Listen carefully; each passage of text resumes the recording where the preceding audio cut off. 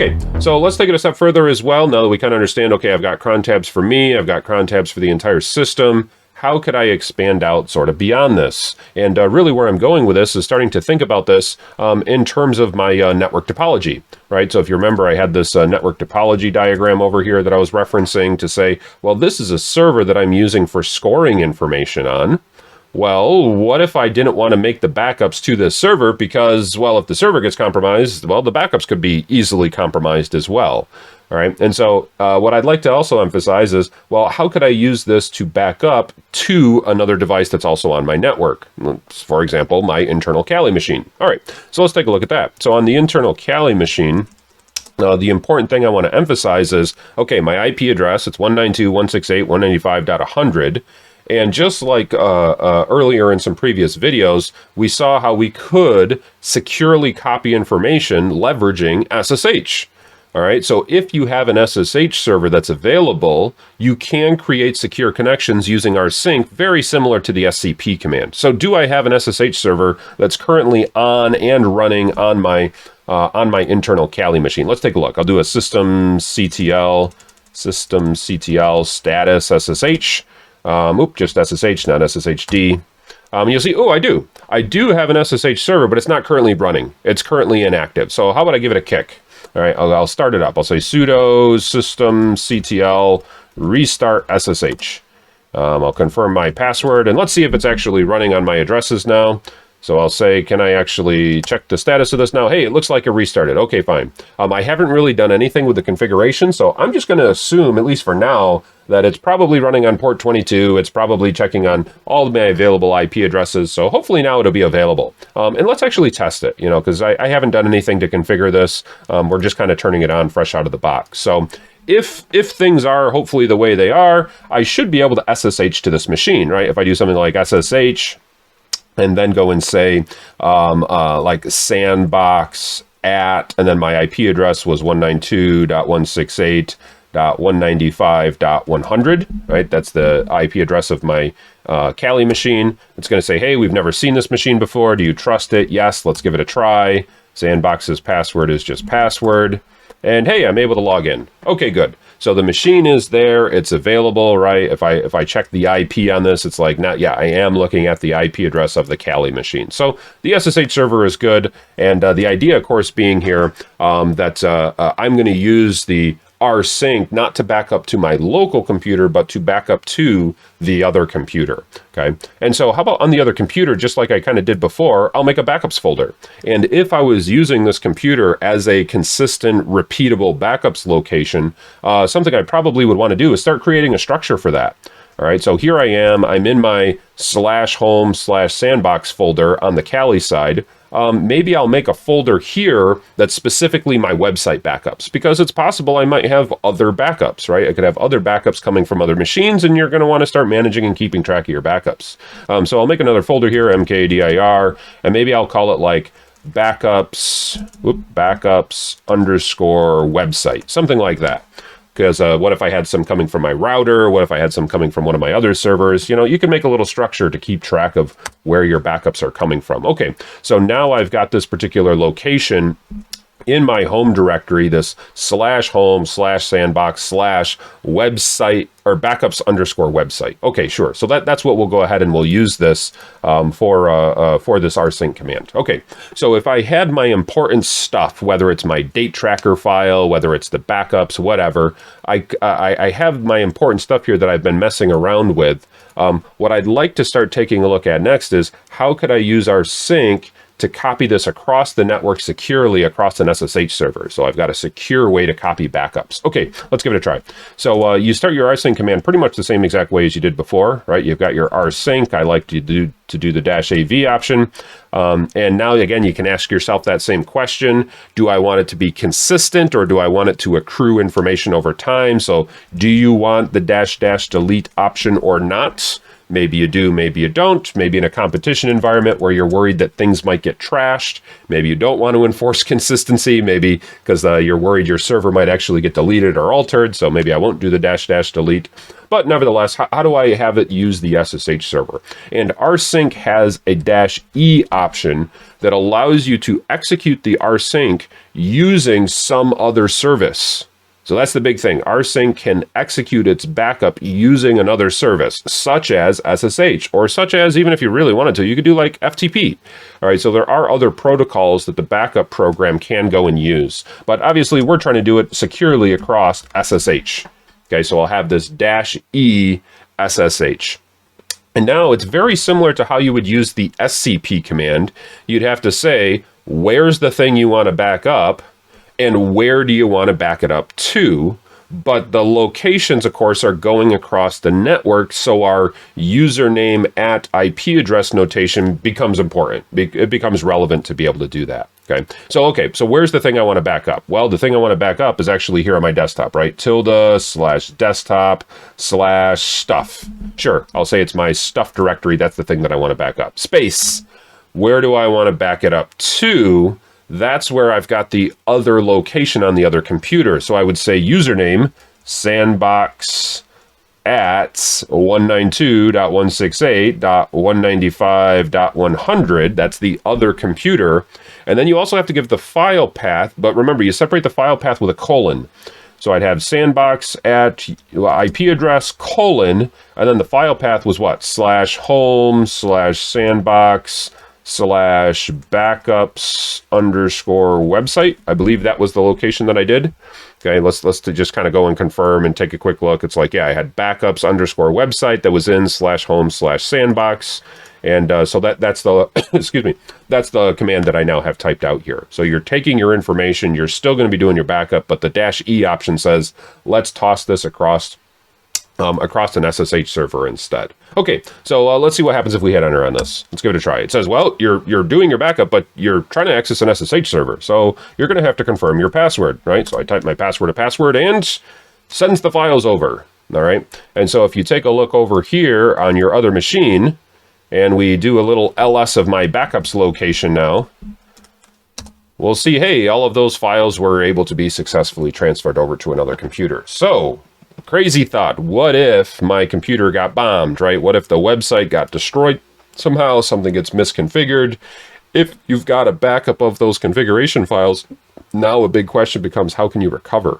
All right, and now you can look to copy the information back over. Worst case scenario, maybe some things need to get rebuilt by hand and you have to retype them, but at least you've got a good working reference to go off of. So definitely, as soon as you have something that's good and functional and is actually scoring you some points, make some backups on your own computer for a quick recovery, and then also think more about a longer term recovery. How can I make some backups to another computer?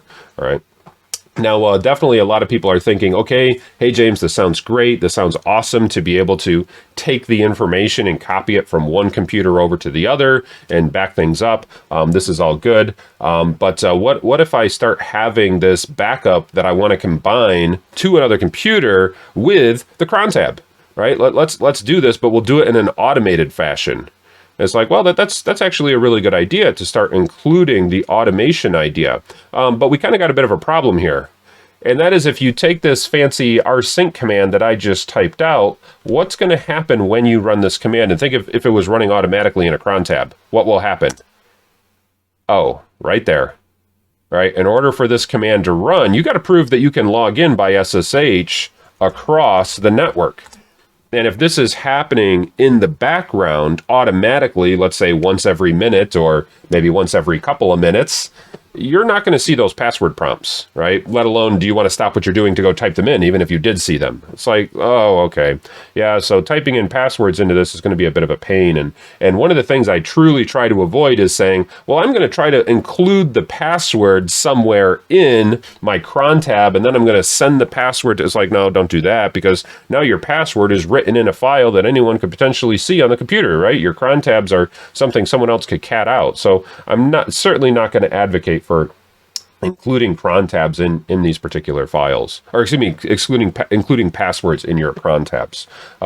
So what I will emphasize for this is what you can do is revisit a previous topic that we've done, which is passwordless authentication for our SSH, right? Doing public key authentication on the SSH. So we saw in a previous videos how you could log in by SSH without using a password. Right? Instead, you could use a key, and using key files would allow you to log in using a cron tab without having that automated need for, or without having the need for entering the password manually. All right, and so I'd like to kind of show how to set that up. Now, of course, this becomes really important. Then you got to pay close attention to your keys and keeping track of your keys. And definitely, if a red team could compromise your computer and get some of your stuff, like can they then go and compromise your backup server using the keys? Like, yes, you got to be careful with some of this, but at least then you'd be able to have the backups run automatically, and maybe the keys could be in the background and protected from the rest of the users. Certainly a lot better than trying to put your passwords directly in the script or directly in some cron tab. Not a good idea with that. Okay, so let's give this a try. Let's see what would it take to combine the Rsync idea with my automated use of backups. Let's see if we can get this set up.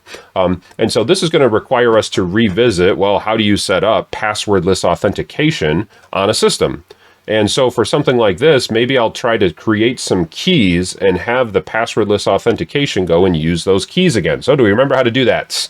If you remember, we had that idea of doing a ssh-keygen command. This was a way that we could generate keys that we could then go and log into specific user accounts with. Okay, so ssh-keygen, sure. And maybe with this, my ssh-keygen, I'll have to specify a file and a type. So I'll say maybe my type is, I don't know, you could do something like RSA, you could do the ECDSA keys, whichever keys you might want to use. The type doesn't really matter. And if you don't really remember the types of your SSH keys, remember you can kind of cheat and take a look in your SSH folder, /etc/SSH. Right, and this showed you, right, we had RSA keys, this ED25519 key, you have the ECDSA key. All right, so these are different key types that are very, very standard for your OpenSSH installation. So again, it doesn't really matter as long as your key length is long enough, but we're trying to move a little bit away from RSA, but maybe ECDSA would be another good one. But for what we're doing here today, it doesn't really matter. So anyways, I'll have my SSH-keygen. I'll do my -t type. Maybe I'll pick that first one. The ECDSA is certainly a valid key. And then you have to pick your file name, right? -f file. And maybe this will be like backups keys, the backup keys, something like that. All right, so backup _ keys. All right, I'm just kind of coming up with a name for this. Let's call it backup. Okay, and let's go ahead and run this and say, okay, do you want to have a password in addition to using this in order to use the key? It's like, no, because I want this to run automatically in the background without any password, so I won't have a passphrase to use the keys. And I'll say, okay, great. Now I've actually got some new keys that were just generated here on my desktop. That's fine. We'll move them here in a second, right? And my keys are certainly going to be unique from yours and everyone else's and all of that. And so what does it take to actually set up passwordless authentication using these keys? Remember, the one that's doing the accessing, the client, needs the private key.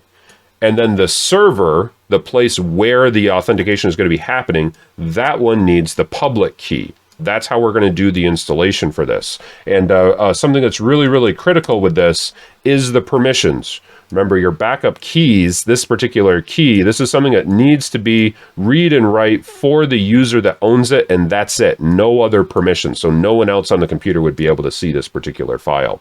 All right. And then, of course, the public key, that's the one that we're going to need to transfer over to our Kali machine to get this all set up. Okay, now for something like this, if I wanted an automated backup to happen, what you might decide is that I don't want this to run as the sandbox user. All right, because what if the sandbox user isn't logged in? I might want to leverage the idea of a system-wide backup. All right, and so creating a system-wide backup, I might want to say, okay, I've got this key that's owned by Sandbox, right? This backups key, but I'm not actually going to have the Sandbox user run this. So instead, what I'll do is I'll give this key to the root user, and I'll have the root user be the one who runs this backup for me automatically.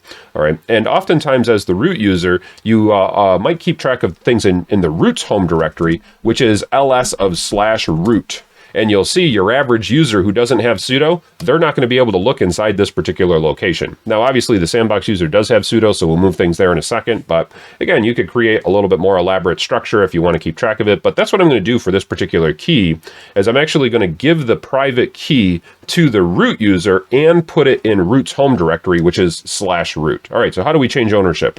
If you remember, there was the chown command, where then you could pick what is the new owner and what is the new group that the key will now belong to. So I'll say chown root of my backup _ keys, right? That's the thing that I'm now going to give over to the root user. So it's not going to be mine anymore. It's going to be the root. Oop, can't change. Let's go ahead and do this with sudo. Let's use sudo to be able to change this. Okay, great. So now if I check the permissions on this, it's like, well, it's not my key anymore. It's now going to belong to the root user. And I'm going to put it inside the root's home directory. So I'll do a sudo move, a sudo mv backup _ keys, and I'll put that inside /root. Okay, so now it's no longer in my location. It's not a key that I'm going to use. If I do a sudo ls of /root, it's like, yeah, I've got the backup key now kind of set up for the root user to be able to use, because this is something I'll have happen more system-wide. This other key, the public key, this is the one that I'll actually go and put over on the server. So we could copy things over to the server using like the scp command. Right, there's my backups _ keys.pub. All right, so I'll use scp to be able to copy that one over. So scp, what's the thing I want to copy? Well, that's my backup _ keys.pub. And where do I want to copy it to? Maybe I'll put it in the home directory for the sandbox user, which is at sandbox at 192.168.195.100 /home/sandbox. Sure, we'll just put it in their home directory for now. And let's see if I can copy this over successfully. Type the password of password. And it looks like it copied. Let's go ahead and confirm that it's actually over there. So where's my internal machine? Did it actually copy over here? It's like, yes. Okay, so now I've got the public key on the user, or on the place where I want to actually have the automatic backup to happen to. All right, and where does this file need to go? If you remember, for SSH, if you want to log in as a particular user using public key authentication, the public key has to exist inside a file called authorized keys in your .ssh home directory, inside your inside your home directory. So inside the home directory right now, if I take a look, I'll see I haven't actually had anything in SSH to create this file yet, right? I don't have a .ssh folder yet. And so that is something that can happen if you've never connected to an SSH server, right? On this particular computer, all I've done is just turn it on. It's kind of fresh. Maybe your .ssh folder hasn't been created yet, and so you might have to just go and make it. So that's not a real problem. I could just do an mkdir.ssh, and so I'm kind of making the folder that I'm now going to need in order to set this up. On some systems, they're going to be really particular about this .ssh folder, and you might have to modify the permissions on it. You'll see some of the folders inside here, they actually have very restricted permissions in order for them to work properly. So we'll pay attention to this, and we'll see if it works without this. On some distributions, they're not quite as sensitive, but it very is likely that when you make a folder from scratch, it might not have the correct permissions, and you might have to mess with the permissions. But nevertheless, okay, I've got this .ssh file, all right, and so I'm going to take this backup _ key.pub, and I'm going to copy it into that particular folder, and I'll rename it all in the same process. All right, so this is a nice little thing to know how to do. I could copy my backup _ keys.pub, and I'll put it inside //.ssh/, but now I'm actually going to rename it. I'm going to put it in a new file called authorized _ keys. All right, and then we'll go ahead and we'll do that. And so what this would do is anyone who shows up with the corresponding private key, now that the public key has been installed on the server, they'll see the SSH will see if the keys match, if they are indeed a true pair. If they are, then of course you'll be able to log in without using a password. All right. So if I now take a look at the structure that I've set up of inside my .ssh, I'll see I now have an authorized keys file that's been created. And again, pay close attention to your ownership and your permissions anytime you're doing this. These are some things you might have to tweak. But if you did the copy method this way, and you didn't create the authorized keys file from scratch, then probably your permissions and your ownership are already correct. But we'll pay attention to that .ssh .ssh file, the .ssh folder. It might want us to change it to 700 instead of what it currently is, which is 755. But we'll give it a try and we'll see what happens. Okay. Okay. So back to my Ubuntu machine. So the idea now would be I could run the rsync command and use the key that as the root user that I've currently copied over to my /root home directory. All right. So let's actually confirm that this is working before we toss it in the inside the cron tab. But I will end by tossing it in the cron tab and kind of combining all of these ideas together. So let's give it a try. So rsync space -av. And now how do you get it to use a key instead of having it go and use the password method to authenticate? All right. And so the idea here would be I'm still going to do the -e and I'm going to want to use SSH as my service. The big difference though is I'm going to need to use a key file with SSH. So what I'm emphasizing here is I'm going to have an option for SSH, and the option is the -i option. Now, here's the part that you don't want to get confused on. The -i option goes to the SSH. That's how you can specify using a key file for SSH. What you don't want to do is get the -i option to go with the rsync command. So the way that our rsync is going to keep track of this is we're going to have to put our SSH command inside quotes. So then it knows the -i goes with the SSH, and the -i is not supposed to go with the rsync command. So we're just going to toss it inside quotes. And now this is where you'd say, well, where's the key file that you want to use?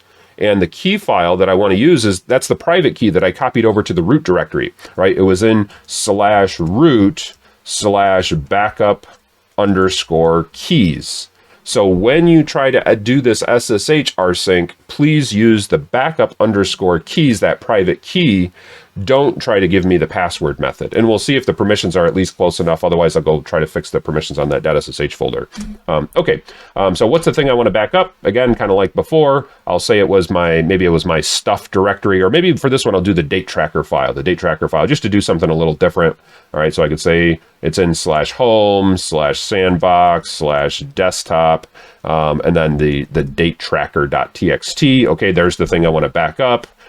Where do I want to back it up to? I want to back it up to sandbox at 192.168.195.100 :/home/sandbox/ what did I call it? Backups_website.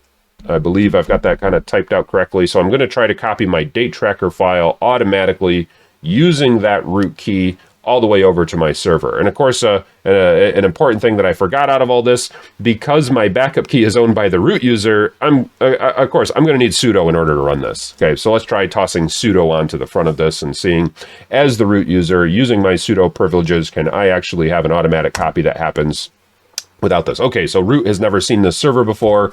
Let's make sure that we establish this connection, and we'll see the transfer happened automatically using the date tracker file, and it never asked me for a password. Okay, and that was the key thing here, that we're combining the backups with using keys instead of having the backups use passwords.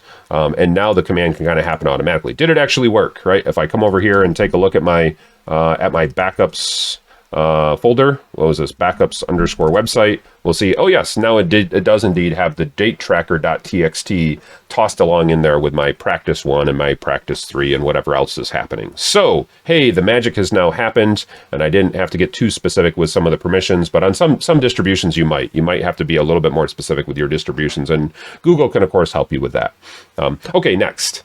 So the next idea to kind of bring this full circle is to say, well, how could I combine this with the cron tab? It's like, well, now I've got the big long magic command of, here's the rsync command that I want to run, and the new magic that I've added on, of course, is now I can use the keys to be able to do this.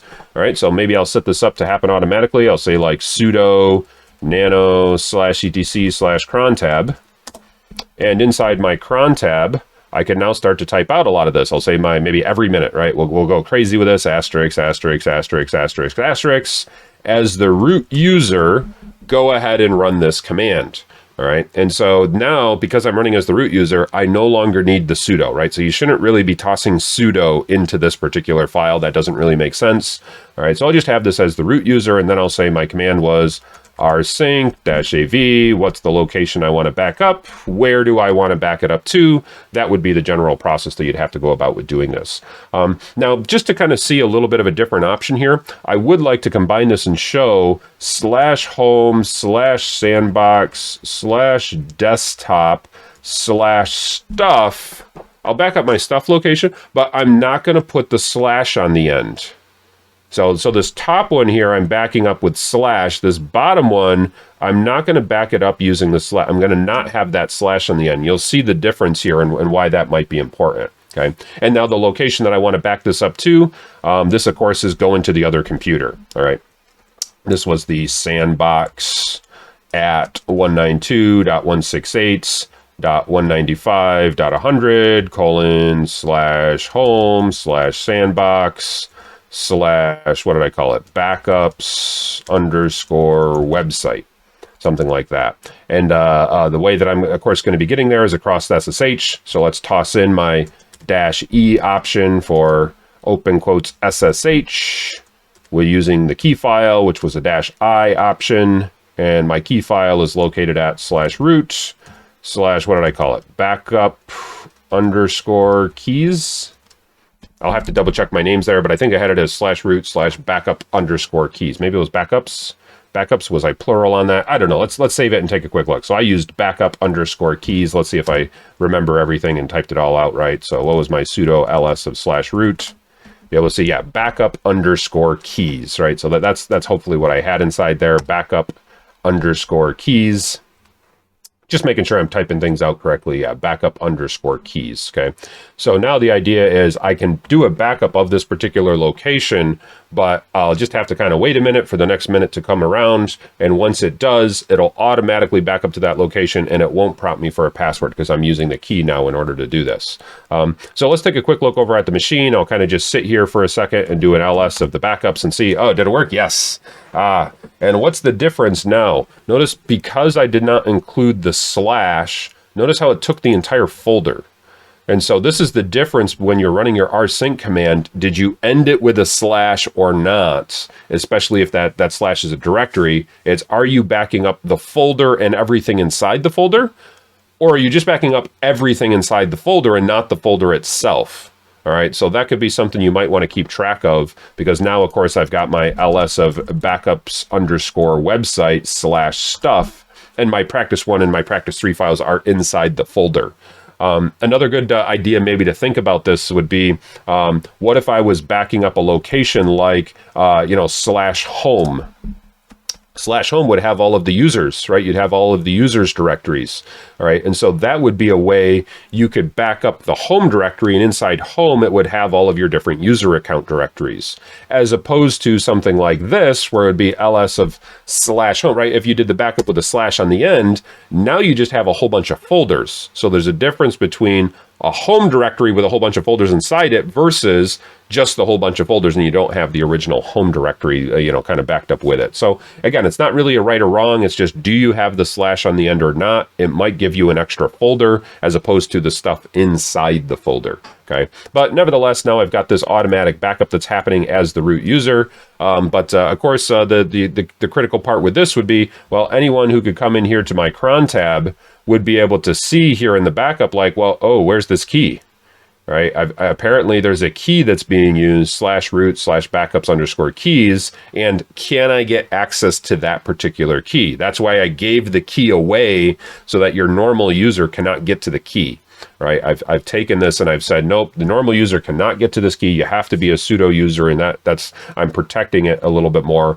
But now at least it's happening kind of automatically in the background, and that might be a strategy for you to be able to do this. But remember, if your computer gets compromised, someone could try to then go and compromise your keys. But it's certainly a little bit harder to compromise a key than it is to compromise a password. Both are equally bad, but still things you want to try to set up to have your automation here. And maybe I would clean up some of this, right? I've got an extra public key lying around, so I don't need that public key anymore. That one's already installed on the server. Or perhaps what I do is I'd say, you know what, I'll give it to the root user. I'll make it so it's just not sitting here in this particular directory. I could do like a sudo move my backups_keys right? I'll get this key so it's not just sitting randomly on someone's desktop.